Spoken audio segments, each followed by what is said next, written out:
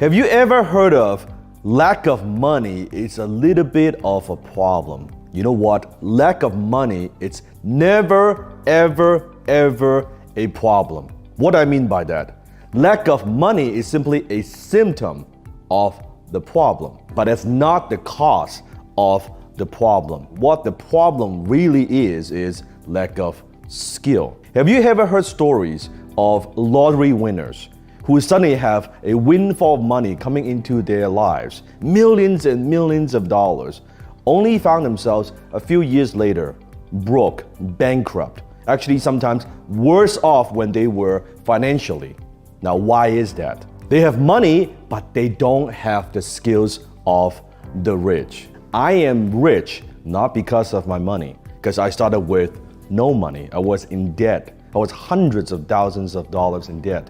I am rich because of my skills. So today I'm gonna teach you the 7 skills that I have mastered. The 7 skills that I believe you need to understand and master if you want to be rich. Now, as I go through each skill, I want you to ask yourself the question and comment below and rate yourself from a 0 to 10. 0 being like absolutely horrible, like you suck, and 10 being world class. So here we go. Skill number 1, the ability to talk to customers persuasively.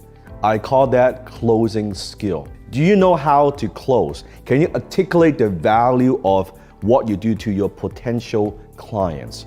Do you know how to ask powerful questions that compel people to buy? Are you comfortable talking to strangers, presenting your ideas, demonstrating your product or service? Closing skill, I believe, is one of the most important, if not the most important skills you need to master if you want to be rich. When you're talking to customers, you're closing. When you're talking to vendors, trying to persuade them to give you better terms, guess what? You are closing.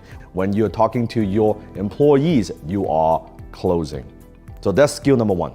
The number 2 skill that would make you rich, and that is the ability to speak to groups. I call that public speaking skill. You see, do you know the number 1 fear that most people have in life? It's not snake and it's not even death. The number 1 fear that most people have is public speaking. Now, why do so many people, why are they afraid of speaking to groups most of the time? Because they worry about if they're gonna sound stupid, or how do they look, or they are afraid because they might say something wrong. All these things, but you look at great leaders, almost all great leaders, they're all great public speakers, such as Steve Jobs, right? Such as Tony Robbins, Warren Buffett. One of the skills that changed my life is public speaking. When I joined Toastmasters years ago, because I wanted to improve my English and also reduce my accent, and I was improving myself through public speaking. I developed confidence, self-confidence through public speaking. So ask yourself, are you afraid to speak to groups? Do you know how to present your ideas to groups? Can you communicate with conviction and certainty? Can you interact with your audience? Maybe you get sweaty palms. Maybe you were like me in the beginning, like your face would turn pale, right? Your knees would be locked. That's okay. It is a learnable skill. But in order to be rich, public speaking is one of the most valuable skills that you must master. The third skill that will make you rich, and that is the ability to communicate with words in print, or what I call persuasion in print. I refer that as your copywriting skill. Now notice I said copywriting skill. Now copywriting, I'm not talking about being all grammatically correct, although it's good to do that. But I'm not talking about what you learn in school, the academic writing. I'm talking about communication.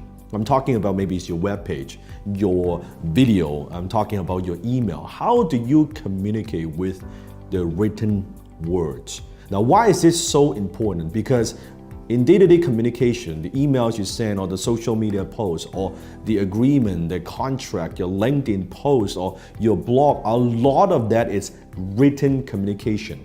And when you know how to communicate effectively through the written words, it gives you a tremendous amount of leverage. Let me give you a perfect example. Let's say you create a social media post and you have a decent amount of following. That gives you leverage because what you say and what you write, that is seen by hundreds of people, thousands of people. In my case, it could be millions of people. In fact, copywriting is the very first skill that I developed as young Dan Lok, and that's the skill that changed my life. That's how I went from losing money and not making enough money to earning $10,000 a month in my early 20s.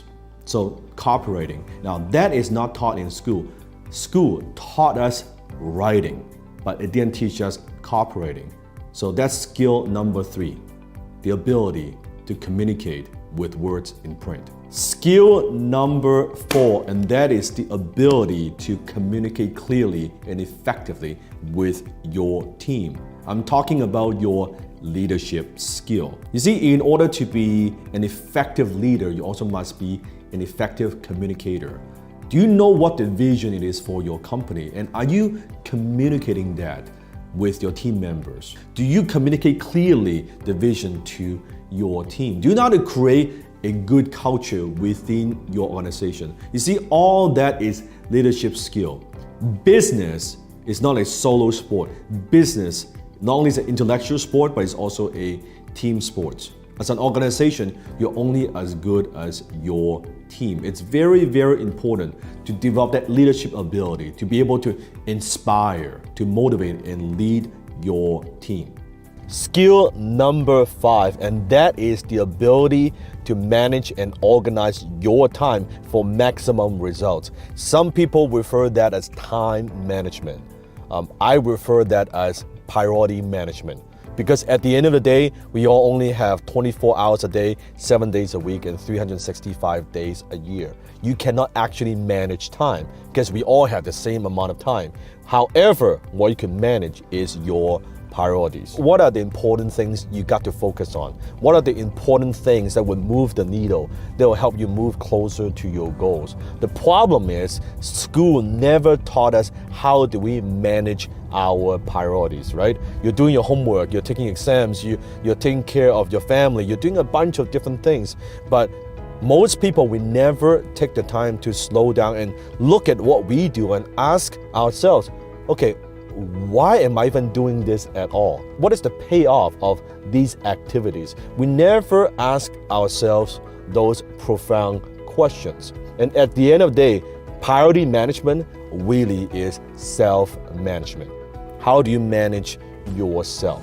And if every single day you can manage your time efficiently and effectively, and you focus on just a handful of things, right? There are 2 or 3 things that you know if you keep doing that consistently would get you the results that you want.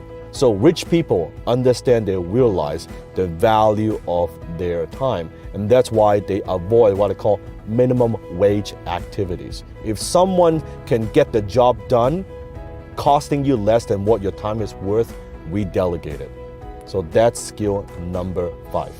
Skill number 6, and that is the ability to read financial statements. I call that financial literacy skill.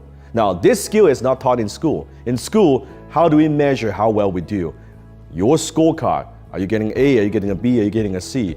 Well, in the real world, in the business world, we look at your financial statements. Your financial statements, they are your scorecard. It tells us how well you are doing financially. How well are you managing your money?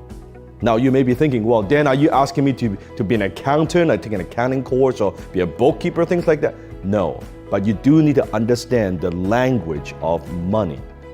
Financial literacy, that's the language of money. How money works, your balance sheet, your income statement, your cash flow statement. When you look at the statement, you just look at the number and say, oh my God, man, I don't know what's going on, or I'm not making enough money this year in this fall, or I'm having a loss this year in business. Or can you read between the lines?